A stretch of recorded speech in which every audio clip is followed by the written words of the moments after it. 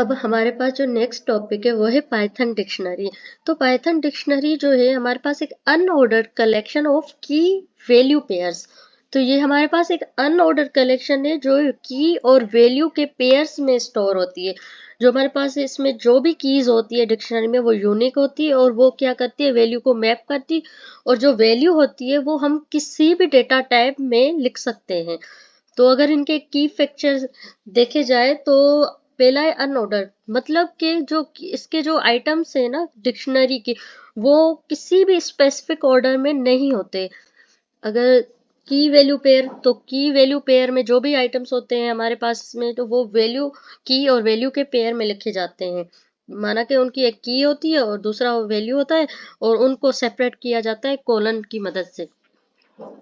और थर्ड, ये म्यूटेबल है क्योंकि एक दफ़ा ये क्रिएट हो गई डिक्शनरी तो इसमें हम चेंजिंग कर सकते हैं, लाइक एडिंग, अपडेटिंग या डिलीटिंग। ठीक है, तो की आर यूनिक, मतलब जो डिक्शनरी में की होती है वो यूनिक है। मतलब हमने एक की बना ली तो हम उसकी कोई डुप्लीकेट की नहीं बना सकते। जैसे कि मतलब कोई भी की है, ठीक है, बाकी उनकी जो वैल्यू होती है उनको हम डुप्लीकेट बना सकते हैं। एफिशिएंट लुकअप, मतलब dictionary provide very fast access to value via keys. तो कीज के जरिए हम जो है फास्टली एक्सेस कर सकते हैं अपनी डिक्शनरी को।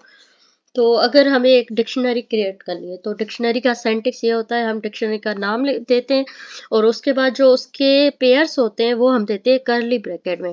तो पेयर्स में हम पहले की लिखते हैं और फिर कॉलन, फिर उस की वैल्यू देते हैं, एंड देन उसे जो है कामा से अलग करके दूसरी जो हम की लिखते हैं, फिर दूसरी वैल्यू। इसी तरीके से हम मल्टीपल कीज बना सकते हैं। ठीक है, इसमें काफ़ी ज़्यादा डेटा भी दे सकते हैं। ठीक है, तो जो भी डेटा होगा हमारा वो इस जो इनमें आइटम्स जो भी डिक्शनरी के वो करली ब्रैकेट में अंदर लिखे जाएंगे। जैसे यहाँ पे एक एग्जांपल है, पर्सन नाम से हमने एक डिक्शनरी क्रिएट की है। तो जब हमने इसकी डिक्शनरी, तो हमने यहाँ उसके करली ब्रैकेट दे दी, तो यहाँ पे जो हमने डेटा अपना दिया है, तो ये नेम इसकी की है और जॉन उसकी वैल्यू है। तो नेम की जॉन वैल्यू है, देन यहाँ पे दूसरी की है एज, तो उसकी वैल्यू है 30। तो अगर इसे थ्रो दी कोड समझे तो और ज़्यादा आपको समझ आएगा। तो अब यहाँ पे हम अपनी जो है एक डिक्शनरी पर्सन नाम से क्रिएट करते हैं। ठीक है, तो डिक्शनरी के जो आइटम्स हैं हम करली ब्रैकेट में लिखते हैं। तो यहाँ पे एक की मैं बनाती हूँ नेम नाम की, इसको वैल्यू दे देती हूँ, फॉर एग्जांपल मैं अपना नाम दे देती हूँ। ठीक है, अस्मारा। और यहाँ पे मैं एक दूसरी जो है की क्रिएट करती हूँ एज नाम से, तो इसको हम दे देते हैं वैल्यू 22। ठीक है, और यहाँ पे मैं एक तीसरे जो है अपनी की क्रिएट करती हूँ जॉब नाम से, तो इसे वैल्यू दे देती हूँ, फॉर एग्जांपल मैं इसे दे देती हूँ इंजीनियर। ठीक है, तो ये हमारी डिक्शनरी यहाँ पे क्रिएट हो गई। अब हम अपनी डिक्शनरी को एग्जीक्यूट करवाते हैं। ठीक है, तो इसको करते हैं एग्जीक्यूट।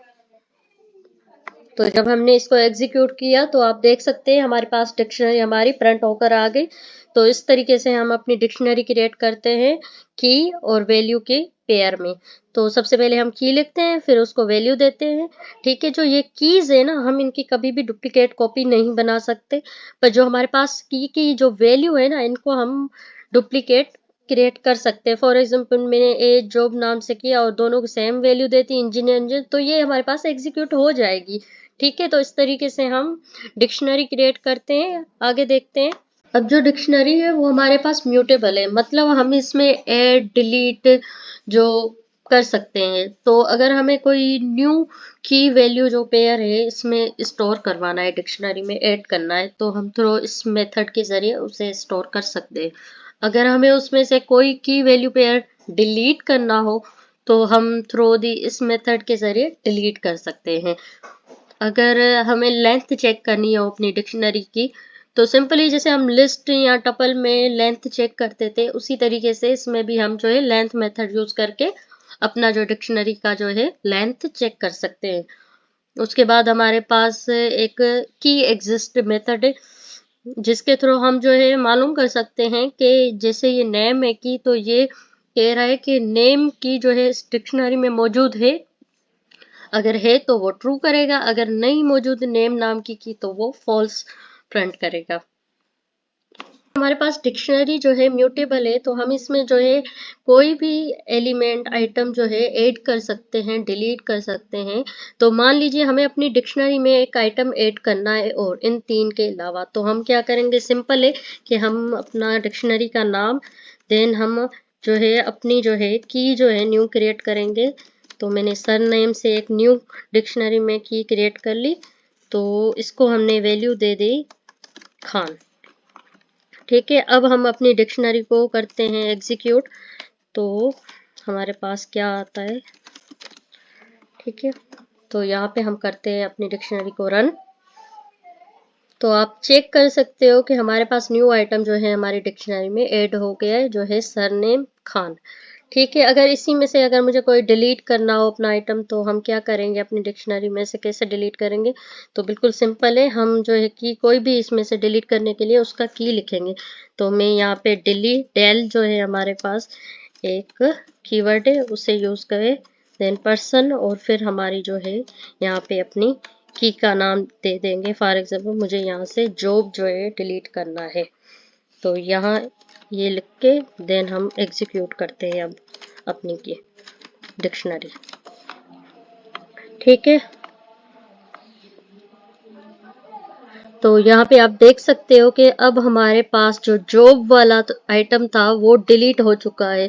तो इस तरीके से हम अपनी की कोई भी डिलीट भी कर सकते हैं। उसके बाद अगर एक और हमारे पास थी, अगर हमें अपनी जो है डिक्शनरी की लेंथ फाइंड करनी हो, तो इसको कट करते हैं। तो वो सिंपल ही मेथड है, जैसे हम पहले ही लिस्ट में करके आ चुके हैं। तो सिंपल हम लेंथ लिखेंगे और फिर अपनी डिक्शनरी का नाम। ठीक है, तो हम ऐसे इस तरीके से अपनी लेंथ चेक, तो इसकी 3 है। अगर यहीं पे जो है हमारे पास एक लेंथ हमारे पास यहाँ पे हो गया, तो इस तरीके से हमने लेंथ फाइंड कर ली।